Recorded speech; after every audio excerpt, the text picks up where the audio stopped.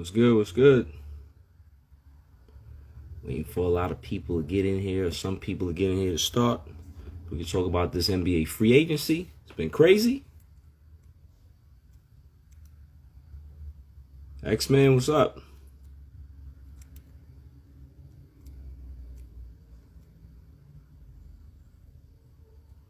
So Guido's not here today. Who's gonna join me on the live? Who's gonna join me on the live today? Be an interesting NBA conversation.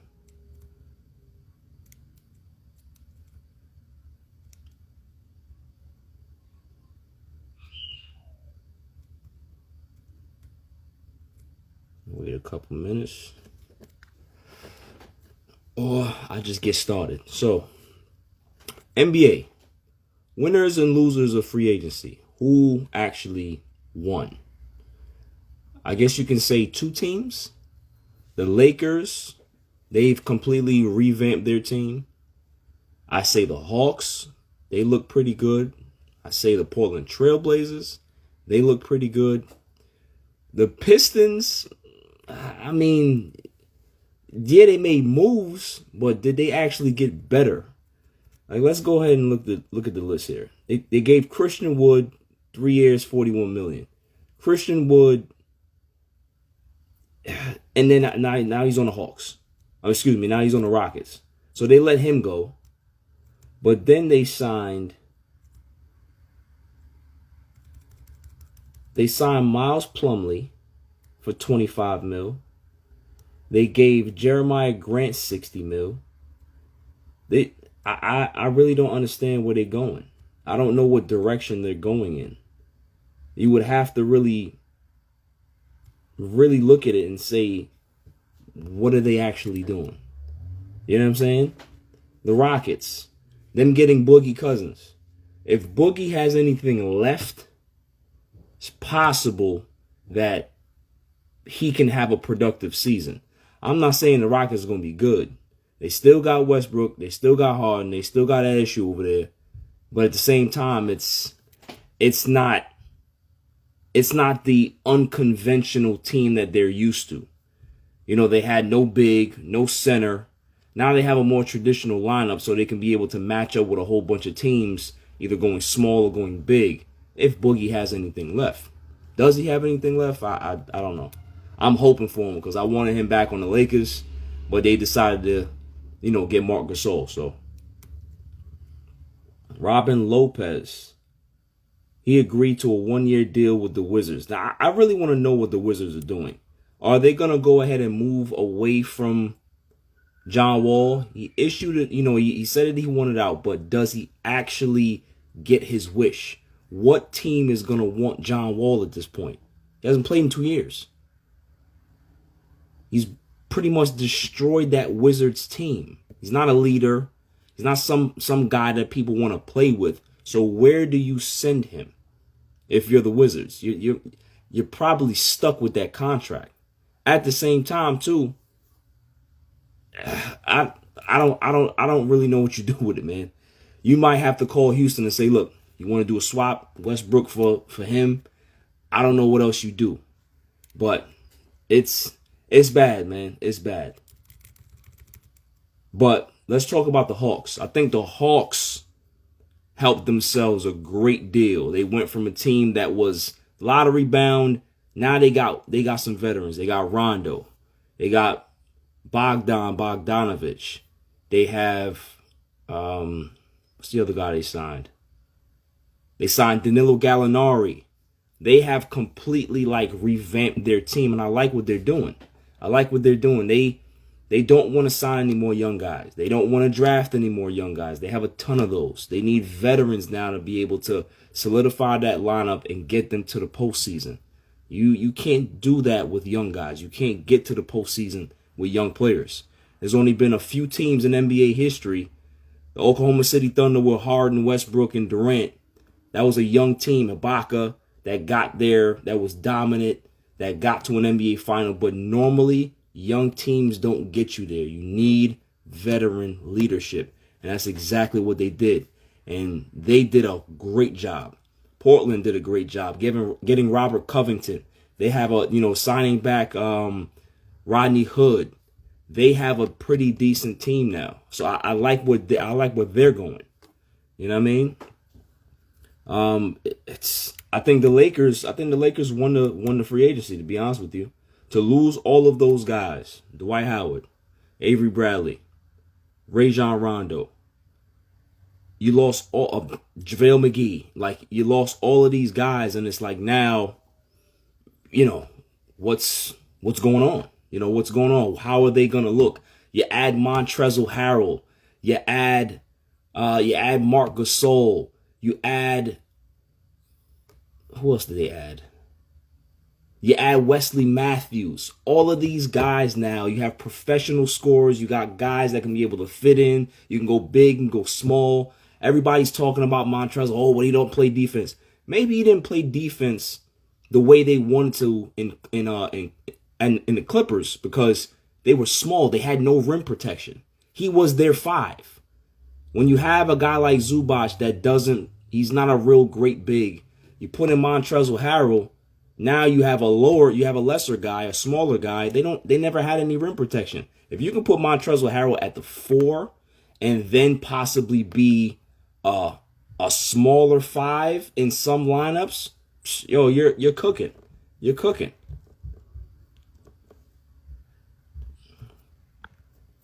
Well, cooking.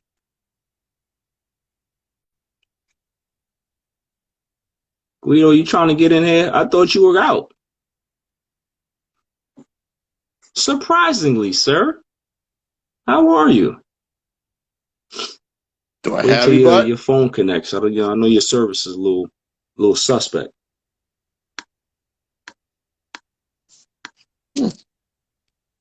Pardon the delay. His service is spinning.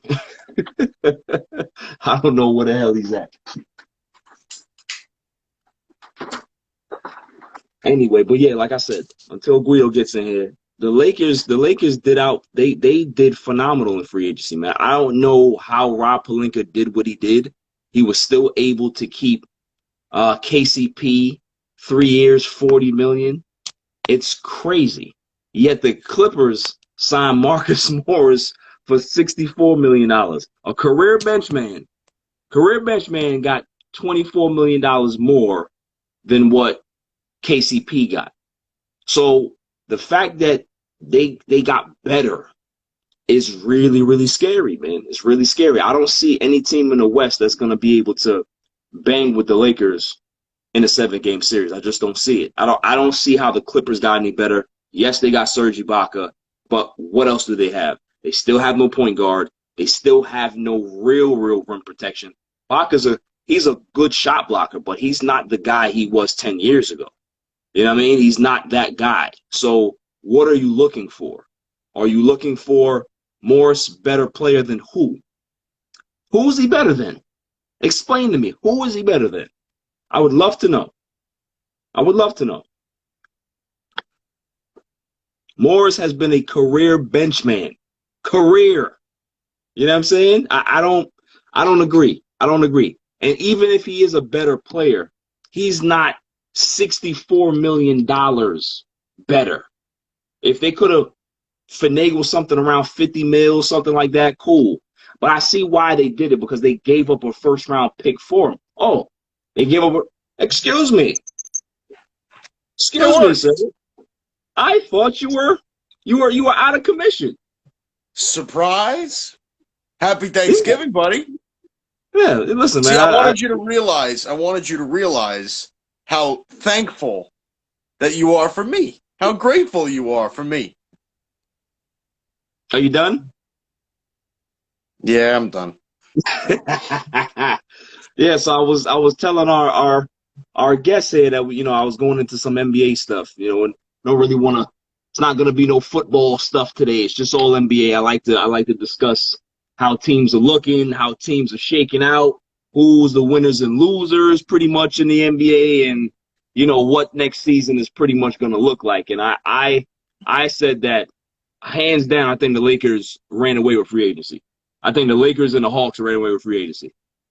Yeah, I agree, bud. I think You know, I don't know. The biggest shock to free agency for me was I couldn't believe that they were able to get Montrezl Harrell for $19 million. Yeah, But that blows my mind. well, you know what? You know what's crazy about it now is that you're looking at the demand of shooting is now higher than the demand of a big, like a stretch, not even a stretch four, just a regular traditional four. Like, Tristan Thompson got the same deal. Serge Ibaka got the same deal. Montrezl Harrell got the same deal. The only difference between those three is that Serge Ibaka can step out and hit a three. Montrezl Right. and Tristan are pretty much the same, traditional style bigs. They rebound, they try to protect the rim as best they can. Tristan Thompson is not an offensive player, but he's a great glass cleaner. And the value of big men have been so depreciated in this free agency that you still got guys like Hassan Whiteside still out there. The Rockets went ahead and signed Boogie Cousins that hasn't played a full season in 2.5 years over a guy like Hassan Whiteside. Remember, I've been telling you from jump with him. He's a knucklehead. And the fact that he's a knucklehead, teams do not want to deal with him. Yeah. They don't want to deal with him. And you're seeing that he may end up not even having a job for this coming season unless somebody goes down. Hassan Whiteside? Hassan Whiteside. Yeah, because he's still out there. He hasn't been signed yet. I think he just did. I think right now he just did. Really? Who do you Sacramento. Okay, so he went back to the Kings. Okay, so the Kings drafted him. He had a.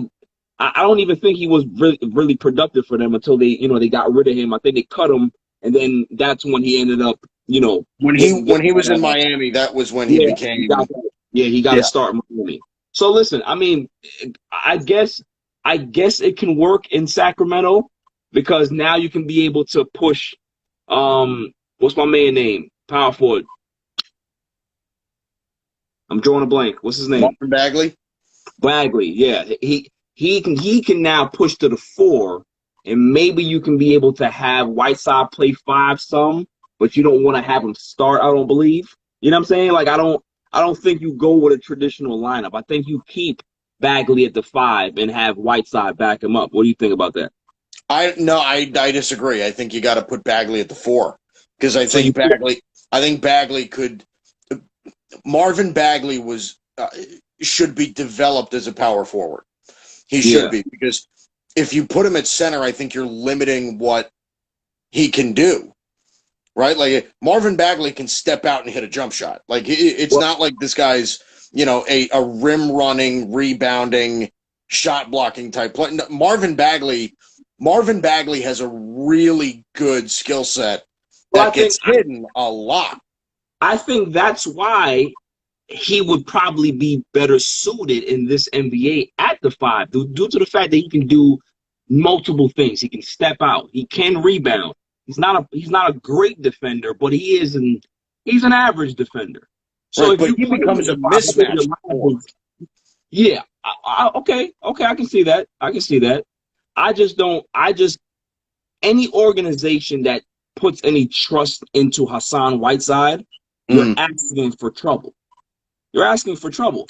And if you notice, Portland struggled this year having that guy play big minutes. Portland was not as bad as they looked in the regular season. It was that mixture of what they had there. They had to rely on Whiteside more because Nurkic wasn't there. This is not a guy that you have to lean on.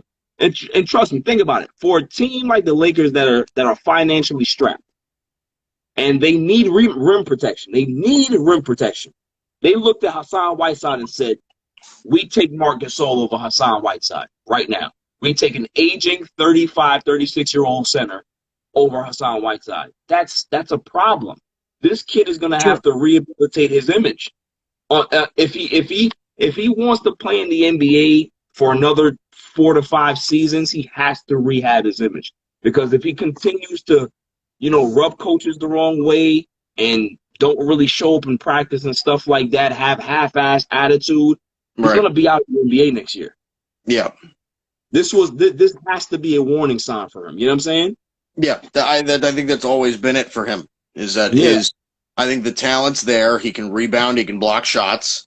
I think he can put up points. He's not a bad scorer, no, no, and it's an attitude thing. He rubs people the wrong way. Even when he yeah, went into Portland, people were just like, "I look yeah, like," and we all thought it was a pretty decent fit, right? right, Wow, adding Hassan Whiteside, they could, pairing him with Nurkic could be really, really good. But right. once he got there, I mean, he was having trouble. Once Nurkic came back from the injury, Whiteside was having trouble finding minutes. I mean, they were Yeah, playing Dak Collins over him just yeah, because yeah, he's rubbing people the wrong way. So Sacramento's a good place where he can kind of reset. That's who drafted him. Again, and there isn't somebody at the five, truly at the five, that I think could, genuinely take minutes away from him, right? Like Rashawn Holmes is a nice player, but he's not. you He's know not an actual five. Yeah, yeah, he's right. He's not an actual five, and neither is Marvin Bagley.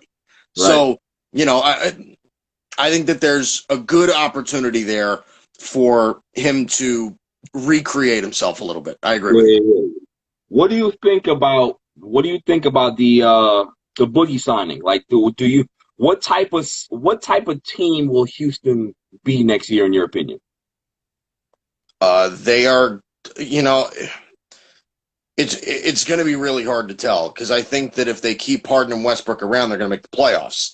But if they trade those guys, I think it's going to be, they're going to be one of the worst teams in the NBA if they let Yeah, go of both. If they let go of both of them, they let go of one of them. I think they're borderline, 8, 9, as high as 7 seed in the West or something like that with one of those guys. But it's so hard to tell because you have no idea what they're doing with those two big guards. Like yeah.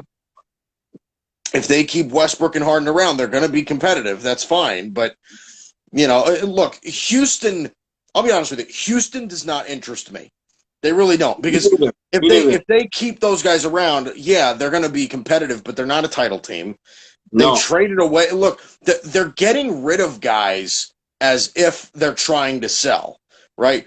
I think they're taking a chance on Boogie Cousins to see if they could maximize some trade value for him or something like that. And You know what I Sam mean? Pocket said Christian Wood was a good pickup for Houston. Now, listen, It I agree was, as but well. but it's a I trade think piece. Christian Wood is. I think he's good. Yeah, but he's in a tough situation there because if I'm Furtada, if I'm the owner, I tell my GM get rid of these guys now. I want to wipe the slate clean. I want to be able to get some draft picks back. I want to be able to get in these next few drafts because there's some stud talent coming out in these next few drafts that we can be able to get one of these guys or get a few of them and restart this rebuild very, very quickly.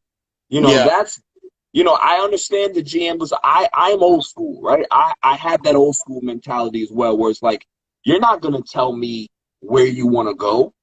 I will trade you when I'm ready to trade you.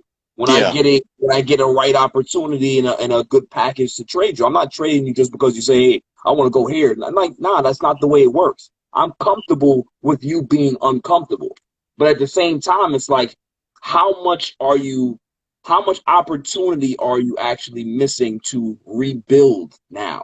Like if you wait until the next year's off season, which I'm sure that's when they're gonna trade these guys if they hold on to them. They're not going to trade them mid-season. They'll wait until the season's over. Is that smart? Would that be a smart thing to do? And I don't think it is. I don't think it I don't is. think I don't think so either. I think the earlier that you can get rid of them, the better off you are. Yeah. I think that you know. Here's the thing about Houston, though, is that it's going to be really hard consistently. It's going to be consistently hard for them to trade Westbrook and Harden when the entire league knows that they're trying to trade them, Yeah. right? Yeah. Like Especially Westbrook. Especially Westbrook. especially Westbrook, who's on a bad contract. Bad contract. You know, I think Westbrook, I don't think as a teammate rubs people the wrong way, but he is hard to play with, Yeah, right? it's not. Yeah, he's a great teammate. Like people have always raved about Westbrook. It's his style of play that rubs everybody the wrong way. Well, Like because he he's a needs great the guy. ball. He needs the Yeah, ball 90% of the time. right. Like, Same thing with Harden. Same thing with Harden. You know, I think Harden's personality may rub guys the wrong way, and his game rubs people the wrong way in regards to it just doesn't scream team basketball. It's not like I said, you know, we've had conversations, you know, since we met. Like James Harden, I've never seen basketball played like that. It doesn't well, make sense to me. Somebody yeah, who's played basketball his entire life, it doesn't make sense to me what he does. It's not a conducive style of winning. You can't win like that. You can't win like that. So it's like no, I really don't get it, man. Like, you know, he was such a dynamic player early on with Houston. And then when you saw the OKC, you saw the talent. And then he realized this cheat code that he can be able to get away with. I can be able to flail my arms and get to the basket whenever I want. They'll call a foul. So he continued to do that. Like there's really no substance to James Harden's game, in my opinion. It may be a crazy take, but when I look at it, dribble, dribble, dribble, dribble, step back three, dribble, dribble, dribble, dribble, floater in the lane, dribble, dribble, dribble, dribble, flail your arms and get to the basket. There's no other thing that he does. That's it. And kudos that he has some skill, but what I'm saying is that that's easy to contest with in a 7-game series. In a regular season, nobody gives a shit. Nobody's game planning for you in the regular season. Come yeah, playoff time, that's easy to defend. Easy yeah. to defend. You know, the interesting part about this is that, you know, I think that James Harden can be described, I think, as one of the, like, he's one of the best players in the league at creating space for himself, right? Right. Like, he's got dribble moves that, like, just easily give him enough space to get off a shot. He's one of the 100%. best. I think he's one of the best to ever do it in regards to that. Like, Yeah. there are some things that he does that other players just cannot do. Now, Yeah. James Harden, I think, gets away with some things. I think that little signature step back shot that he does is probably a little bit of a travel, but A little bit? you know, it's just, yeah, you know, but that's the thing is wherever he goes, you got to keep in mind, James Harden averages 30 something points a game, you know, so The last 2 years, he's there are, averaged 36 and 34, bro. like, It's crazy. but that's the thing is he's going to have value for that reason. You know what I mean? The guy could be as inefficient as he possibly can be. If he averages 30-something points a game, there's going to be a team that's going to fish up a crazy amount of picks for him. And that's the thing, though, is it's so hard to play matchmaker with some of these teams, right? Like, it's like, what's the good fit for James Harden? Like, James Harden needs the ball in his hands all the time. What team is a good fit for that? That can compete, right? That's that's not a dud. Oh, you said okay, that can compete. Okay, Yeah, I was gonna answer your question. You know, there is none. There's no team that you can be able to just plug him into and they're a contending team. It just does not work. Like everybody's talking about this Brooklyn shit. No, like it's not gonna work. That may be the most explosive situation, the most combustible situation if they end up pulling that off in sports history. Like that is a disaster waiting to happen. If you yeah, thought that Draymond and KD had drama in Golden State, you ain't seen nothing yet between these three divas. These three guys they're all sensitive. All three of them are sensitive. And right, the only one that can actually play without the basketball in his hands is Kevin Durant. right. How is he going to be able to play middleman between those two ball hogs? Well, I don't think that it could fit. I really don't. I don't know. You know, I think maybe it could work if Brooklyn were to dump Kyrie Irving. But that's what I'm saying. Like it can work if you take out one of the players. Yes, if I trade you Kyrie and you take James, it's only James and KD. Okay, but all three of them at the same time? No. There's only one basketball. Unless you're gonna find a way to play with 2 or 3 basketballs in a game, that's the only way it's gonna work. Right. Yeah, I don't think that there really isn't a great fit for James Harden in the league that's a competitor. You know what I mean? Like good. Well, what I'm saying is he can't join other stars, right? He's got to go to a place bareback and just build. You know what I mean? Like, if you want to try the whole James Harden experiment again, like the Rockets did for however many years now, that's his option. You know what I mean? Like, unless Daryl Morey wants to bring him back and he wants to get him in Philadelphia and replace Ben Simmons with him, then okay, maybe that can work. But again, it's just an experiment. Yeah. Because it ain't like James Harden needs the ball, but so like if he goes to Philadelphia, Joel Embiid needs the ball too. And Joel Embiid is not a quiet guy. You see, everybody that other than Chris Paul and Westbrook. Westbrook behaved himself in regards to, being on his best behavior. You didn't really hear anything come out of Houston last year, right? No. Chris Paul as well, you didn't hear anything come out of Houston. But behind the scenes, Chris Paul and James Harden and D'Antoni were not happy. And Joel Embiid is not one of those guys that's going to wait until he goes into the locker room to voice his displeasure. He will let you know on the basketball court when things are going wrong. You saw what he did to my man. What's the point guard name, man? Oh God. In the bubble. He just got the start. And I think he didn't see Embiid on a post up.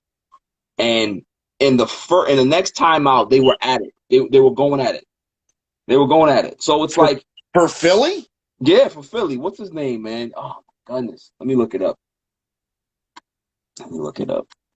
But anyway, it's not Matisse Thybulle, is it? No. He I'm gonna look it up right now. I don't remember if Philly had another point guard on their roster other than Ben Simmons. They converted him to point guard. Shake Milton. That's my guy. Oh, okay, yeah. Yeah, when Shake Milton got the start, Shake obviously he's trying to work things out. He's just new, and Joel Embiid was like, "Look, man, he's like, get off me, bro! Like, get the hell off me! Like, what are we doing here? You need to relax." That's the type of guy that Embiid is. He's not going to be happy with the way James Harden plays basketball. No, it's not gonna work. No, because it's going to be ISO on the wing first. Yeah, and then post game second, and that's what it's going to be for the rest of the season. I don't see the fit for Harden. I don't. James Harden, listen, he's just one of those guys, man, that when people look back at his career, they're going to be like, what a dynamic scorer he was. He was one of the best scorers in NBA history. Obviously, the rule changes helped him a great deal, but you still can't take that away from him. He put up a lot of points. However, as well as being one of the most dynamic scorers in NBA history, he was one of the biggest pains in the asses in NBA history as well. You could not put him around another guy, not even if it was a B tier star. You can't put him around anybody. Anybody that has any type of cachet, any type of volume to their game where they need certain amount of shots to get going. You can't put him around James Harden. You just can't. Eric Gordon is complaining about his role. Eric Gordon. Yeah. Immaculate's dad said Harden will never win a ring. That's the direction it's going in. I'll go one better, Danny. He will never see the light of day of an NBA final. He saw it one time. He'll never get that close again. Ever. He'll never get that close again. I don't see James Harden ever getting to a conference final again. That's just my opinion. It may happen, obviously. I could be wrong, but I just don't see it. at least while LeBron still exists, Yeah, I yeah, think that James Harden's gonna have a really tough time. I mean, yeah. look, I go into next season looking just looking at rosters, right, and just kind of trying to draw things out on paper. Yeah, I don't see another team that's close to the Lakers. Yes, I just fan don't. podcast. Even if he goes to Philadelphia, he does not see the light of day of NBA final. I Correct. agree. I think that Boston is going to be better than them. I think as long as if Giannis stays in Milwaukee, I think Milwaukee's going to be better than them. Even Brooklyn's gonna be the toast of the East next year. That's just my opinion. well, they could be. Yeah. They could be. I wouldn't rush to judgment on that though, because that can be really explosive, Oh and yeah. in a bad way. That could blow up. They have the big top coaching staff. So yes, of course, they have the big top circus coaching staff. So I completely agree. Completely agree with that. I don't know, man. They hired the Brooklyn Nets hired Steve Nash so he wouldn't get in Kevin Durant or Kyrie Irving's way. Right. That's why Kenny Atkinson was trying to coach that team, and Kevin Durant and Kyrie Irving said, and this is, again, I'm not in the building, I'm assuming that this is happening, but Kevin Durant and Kyrie Irving said, who the hell is this guy telling me what to do? Kevin Durant's like, I got 2 rings. Kyrie Irving's like, dude, I hit a game-winning shot in an NBA Finals. Like, right. Stop. Yeah, listen, man. You already see the power struggle in Brooklyn. Like they've already sold their souls to these 2 superstars. Yep. And sometimes, you see things happen, and you kind of like see the train wreck happening before it actually happens. Mm-hmm. This is one of them. Like. There's only one guy that I'm turning over my franchise to, and I'm trusting him to make sure that things go in the right direction. It's LeBron James. There's nobody else in the NBA that I trusted to turn my franchise over to. That's right, because nobody else can do it successfully. Nobody else can do it successfully. We saw what Kawhi Leonard tried to imitate. He tried to be a power broker, right? And he fell miserably on his ass. Now, year 2, does anybody want to play in the who did they sign?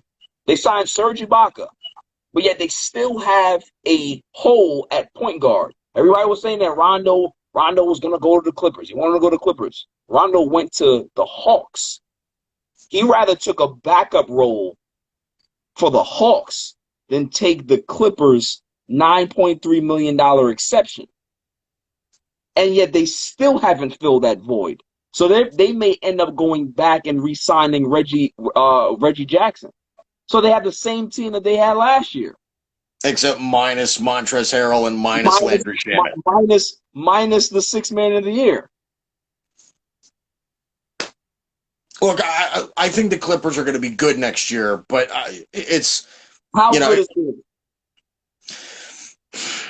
Like, I think that if all the pieces fall right for the Clippers, I think they could go to the conference finals. I do. Because, look, Barry, who in the West is going to beat them? I think Denver's better. Denver might be better. But that's the thing. You're putting Denver, who else did you say? Dallas. Maybe. It depends on if Dallas takes another step. You know what I mean? Like, is Dallas a conference finals team? But that's the thing is like in the West, I think you have the Lakers who are the clear favorite, right? Because you're gonna have LeBron, Anthony Davis, you're gonna have Harrell, Schroeder, who I thought was a great addition, Gasol, guys like that. Like you're Wesley Matthews, KCP they brought back. Like Kuzma is still there. Like they still got a hell of that's a really good roster. Markieff they brought back. Like they've got players, and I love what they did. So I think they're clearly number 1. But after that, you're looking at, like you said, Dallas, Denver, the Clippers, Utah, Portland. Phoenix is probably going to be in that category. Like that. That's like are any of those teams like definitely better than the Clippers? I don't know. I don't know. The Denver Nuggets looked really, really good. Yeah. I think Portland probably takes another step. Adding Robert Covington was a really good move. Yes. But is Robert Covington going to take you from an 8th seed to like a 4 seed or a 3 seed? I don't think so. It's one of those things where, like, remember, the Clippers choked. They choked, and they lost some guys, and I think getting Ibaka instead of Harrell is maybe a slight downgrade. I don't think it's a crazy downgrade, but I do think it's a slight downgrade. Yeah. But, they still got Kawhi Leonard, who's still amazing. They still, you know what I mean? Like, I'm not saying that I'm just saying I don't think that there's, other than the Lakers, I don't think that there's another team in the West that you can say is definitively better than them right now. Mr. Load Manage. Here's what I predict. Here's my crystal ball, right, Mike? Here's my crystal ball. Crystal ball. The Clippers end up, okay, I'll give you that. The Clippers end up losing to the Lakers in the conference finals. And guess what happens to the Clippers? Kawhi Leonard and Panic P, Flight Rich George end up leaving. It's possible. That could happen. And then what do the Clippers have? Back to the basement. I mean, that's also where the Warriors are headed, right? Now, listen, the Warriors run is over. Like, I think everybody needs to, like, stop talking about the Warriors like they're going to be a contender for a championship. They'll make the playoffs. They're no longer an NBA title contender. Will they make the playoffs? Yeah, I think they can make the playoffs. Listen, the fact that they got Kelly Oubre is a very, very good player. Kelly Oubre, you have Wiggins, you still got Curry, you now have my guy in the middle, okay, my man James Wiseman, who possibly may be the Rookie of the Year. I still got Obi Toppin winning the Rookie of the Year, but he possibly may be the Rookie of the Year. And they have some pieces, man. It's not a bad team. It's just not a championship team. So they're gonna fight for 6, 7, 8. I agree. I really think that they're okay. They're just not title contenders. I don't have faith in their health, and their bench is among the worst in the league. They don't have any depth whatsoever at any position. Like, look, I think that they have 6 guys that they can go to war with. Yeah. Right. Like, and again, it's going to be spotty because Clay's hurt, and now, I don't know what you're going to get out of Draymond. I don't know what you're going to get out of Steph anymore. You know what I mean? But, like, you got Draymond, you got James Wiseman, you got Steph, Oubre, Andrew Wiggins, and Eric Paschall, I think, are the guys that you can go to war with. And Paschall may end up winning 6th Man of the Year, man. He has the potential to win that. He's that good. I don't buy the Warriors even a little bit. If they had Clay, I think I would be a little bit more confident in them. Yeah. But look, I'll be honest. No depth is death in the NBA. If you can't go to your bench and have the team not fall apart, you're done. You're done. So I'm out on them. I think right now the Lakers are the clear favorite for the NBA final. It is not that there isn't a team in the East, I think, that's near as good as them. I don't think that there's a team in the West that's near as good as them. The Lakers easily right now should be the NBA final favorite. Mathis, Dad, the worst bench in the NBA. Who y'all got? That's the Warriors. Okay, we just talked about the Warriors. Well, that depends. Are we talking about scrub teams too? Yeah. Oh, yeah, right. Clarify, D. What is it? Is it contenders or is it just in the NBA? Because that's a wide question. Yeah, because if we're talking about like worst, if we're talking about worst rosters in the NBA, Knicks are right up there. I would say, well, the worst roster in the NBA right now has to be the Detroit Pistons. Right? Yeah. The Detroit Pistons have a terrible roster. They have 90 power forwards.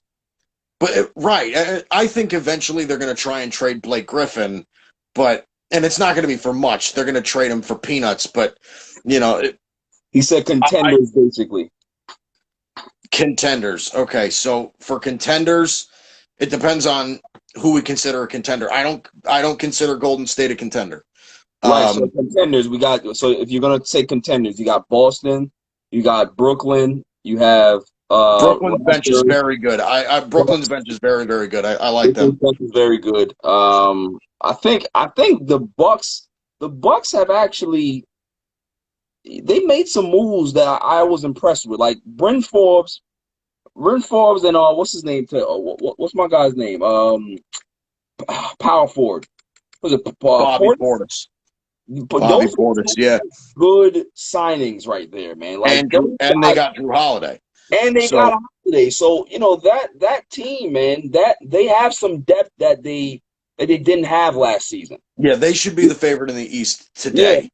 I'm trying to think worst bench among contenders in the NBA. I think it's starting to turn into the Raptors. I'm not in love with Boston's bench, Mike. What do you think? Well, Boston, you got Kemba, Jaylen Brown, Jason Tatum. I mean, yeah, their bench used to be incredible. Brad Wanamaker was really good for them, and he left. Well, Brad Wanamaker's gone. Gordon Hayward's gone. Hayward's gone. So I think you're probably right. I mean, it depends. Ennis Cantor's gone too. Ennis Cantor's going back to Portland. So who do they have? Who do they even have left? I have no idea. Marcus Smart is still there. Aaron Nesmith, I think, is going to make an impact for them. We talked about Tristan, but Tristan's going to start for them. Tristan's going to start, and I actually think Tristan's a great fit. Yeah, Tristan Thompson's a great fit because, that's what they needed. They need rebounding, and if Tristan Thompson is anything, he's a rebounder. That's what he is, man. That's what good looking, man. Jeff Teague. That's not bad. So maybe it's not them. Because they still got Tice too. So maybe it's not them. Robert Williams. They like I said, they drafted Aaron Nesmith. Yeah. I think they might actually have some players. I actually don't think that that's too bad. You were talking about the Raptors. It may be the Raptors, man. But you got to think about this too. Are the Raptors even a contender anymore either? That's a good question. Like they got, thank goodness they got Van Vliet back, right? They needed to get Van Vliet back, but they lost Gasol, they lost Ibaka. I mean, they've lost a good amount of guys. Right. You know what I mean? So they got Kyle, they still got Siakam. Those are the two big guys. They got Van Vliet back. They got Norman Powell and Anunoby.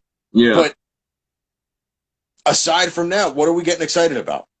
There's not really much to get excited about. No. So they drafted a point guard, Malachi Flynn, in the draft. Right? They brought Jalen Harrison from Nevada. I mean, I don't view them as immediate impact players. The Bucks got DJ Augustine too. Bucks, man. The Bucks are moving. The Bucks are moving, and they're trying to say, "Look, Giannis, we can build a team around you." And did you hear the rumor, Mike? What? Okay, what rumor? I'm building the suspense. All right, just stay with me. No, what rumor, Barrington? There you go. The Lakers possibly.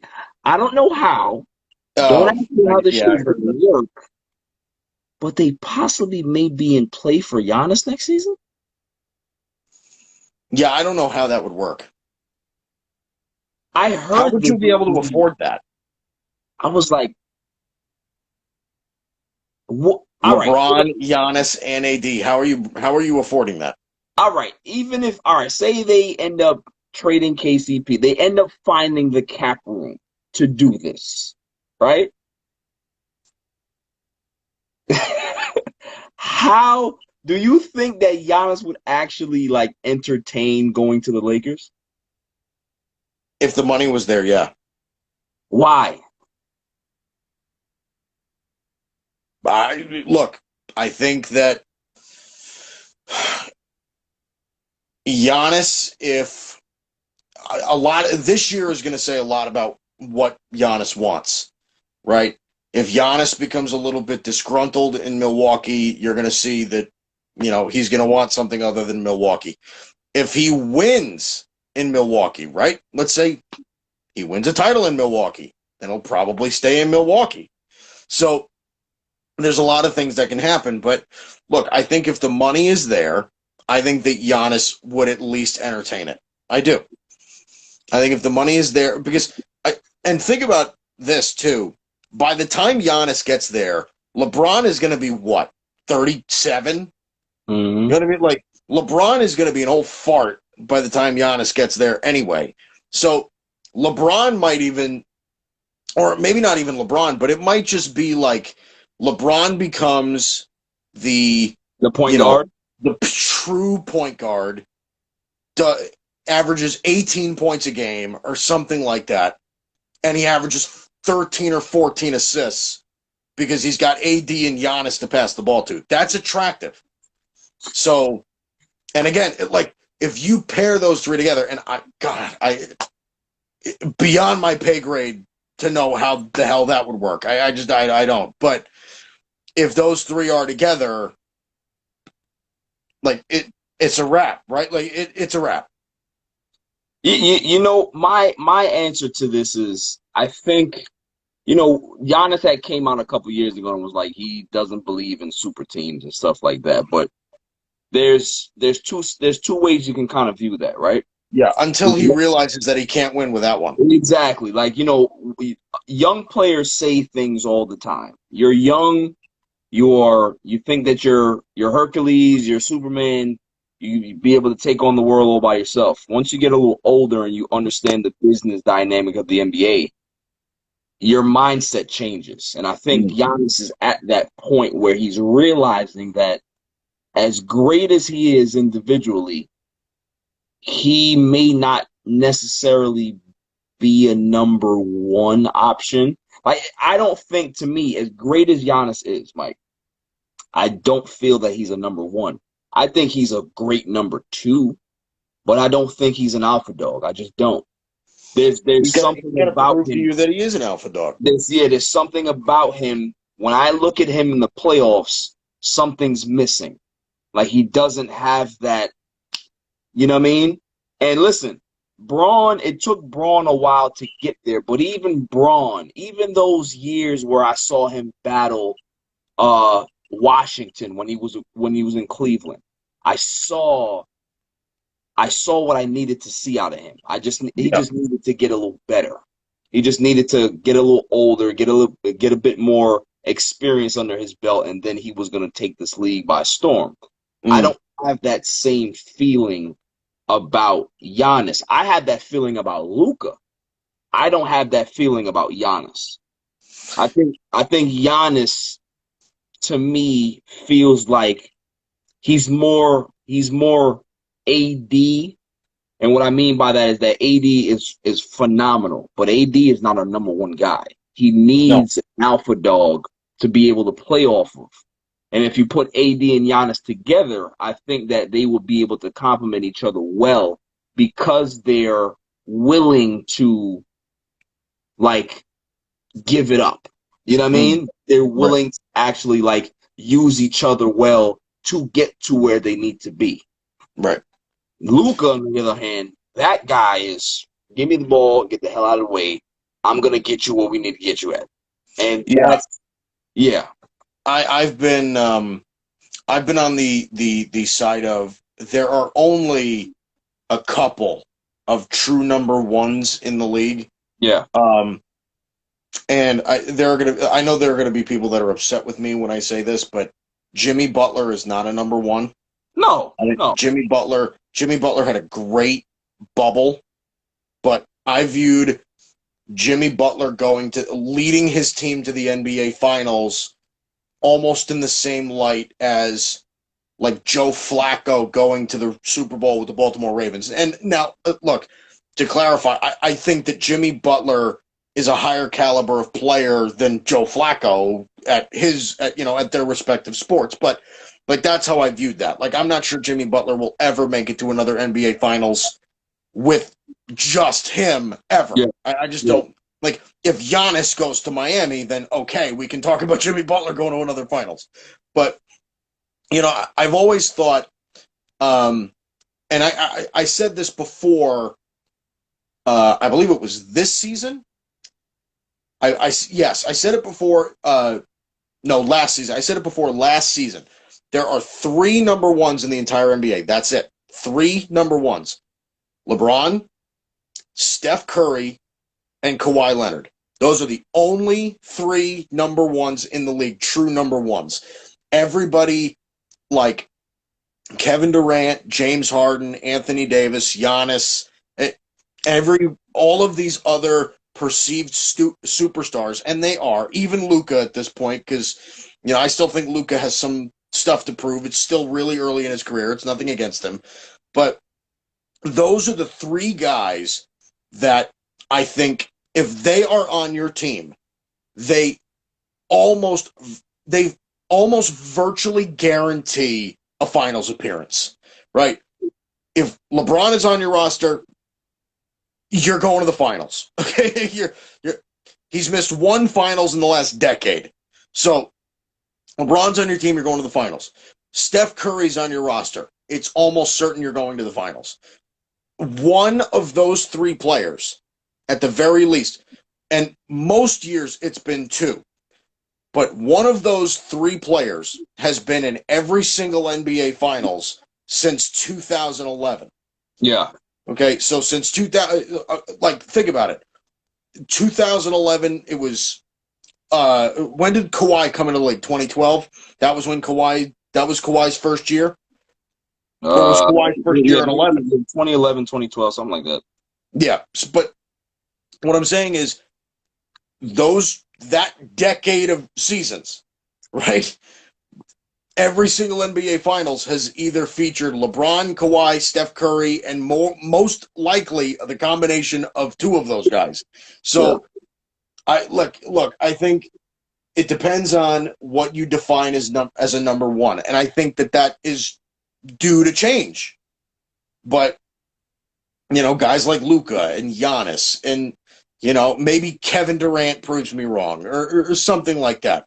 You know what I mean? But they have to prove that first. But all right. But if that's true about Steph Curry, then Steph Curry will elevate this particular team this year, right?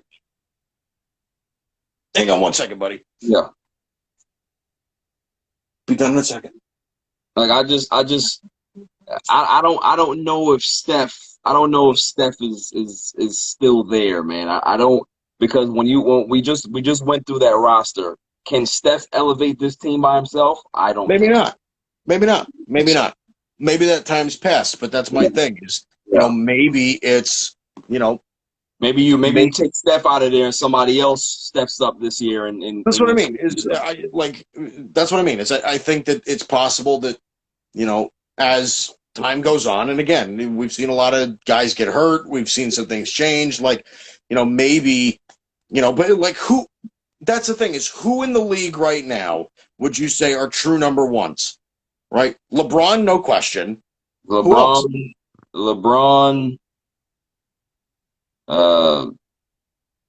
In your eyes, is Kawhi a number one? He probably has to be, right? I don't even put Kawhi as the number one. I think Kawhi needs certain things to go well for him because. I think everybody does. But could he be the best player on a championship team? That's my question. Yes. I mean, but was he the best player in Toronto in that final? No. Yeah. Oh, yeah. No, he wasn't. Who was? Van Fleet had a good final, and Pascal Siakam had a great final. Dude, Kawhi was surreal in that final. Had a great final, bro. He struggled, especially in the back-to-backs. Like, he would always be if he had a great game in game 1, He's going to struggle in game 2 and then come back in game 3. He did not. He had a very, very lopsided. Not granted, he still scored 20-plus game points, but he was hobbling the entire series. Pascal Siakam and Van Fleet, that team took it home. But yeah, I agree with you. Like if you're Kawhi can be the best player on a championship team. I'm not as much as I can't stand him.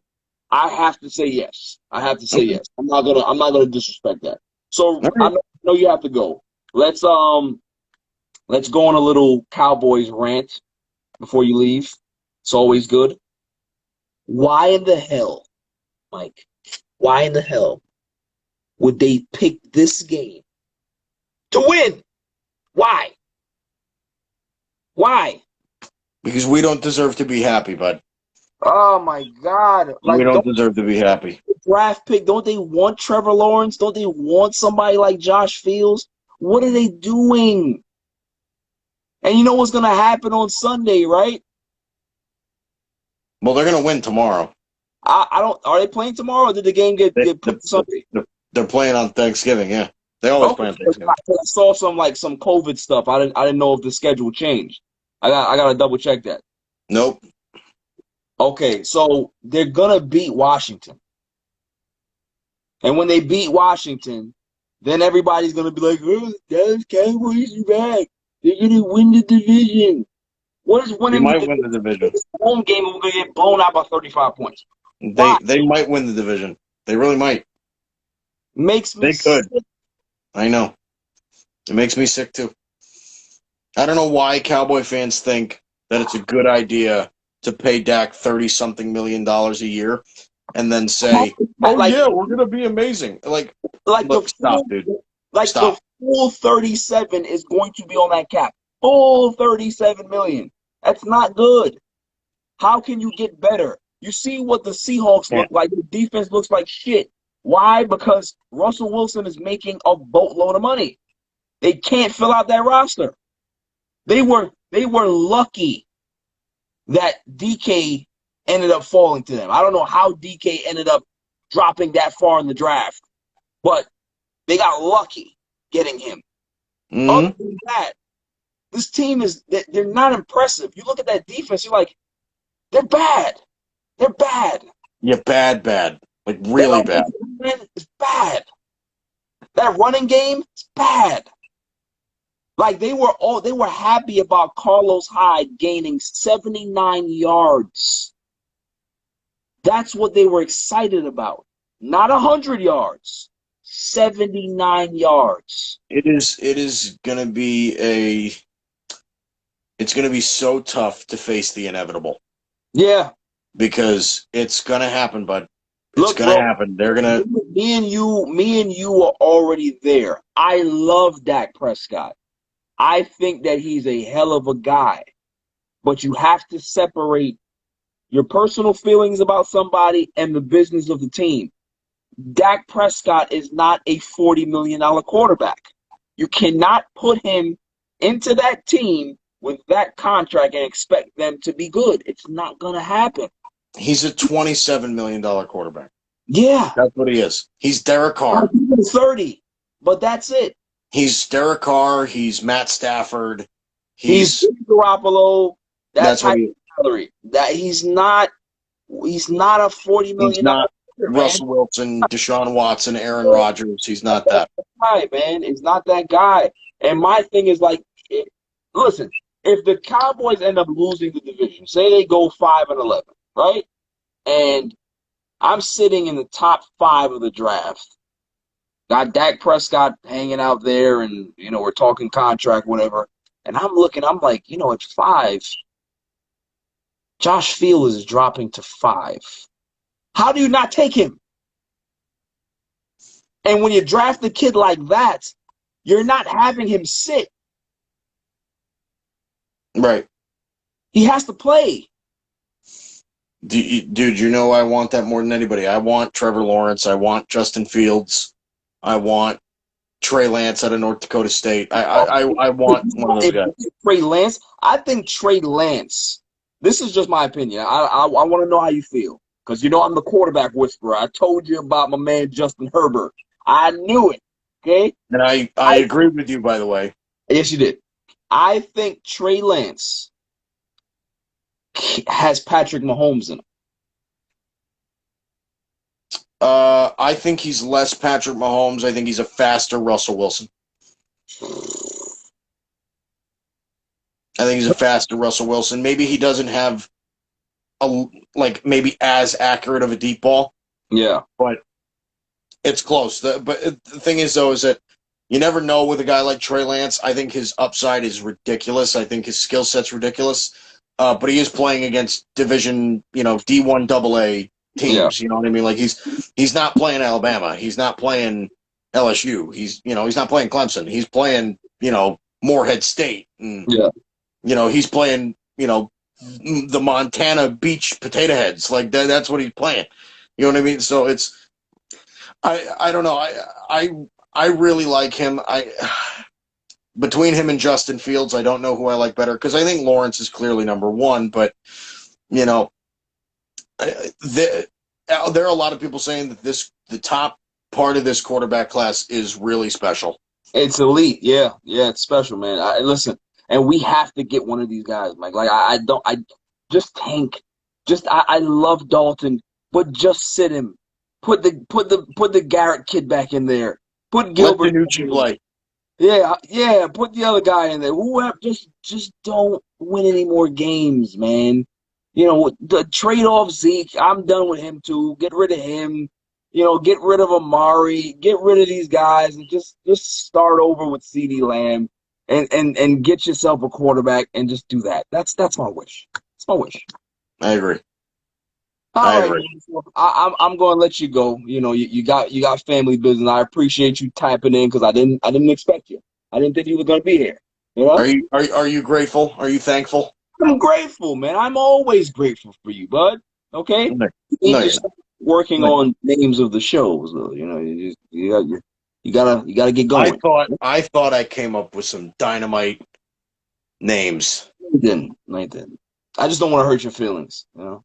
Okay, I'd love to see your ideas. By the way, I have a ton of them. I'm going to send them to you. You've been working on them for 2 days. Thanks. It takes time. Okay. Yeah. It takes time. You spitball everything else, but this takes time. Okay. Yeah. All right. I'm getting out of here. All right, man. I'll see you next week. Happy Thanksgiving, brother. Later, bro.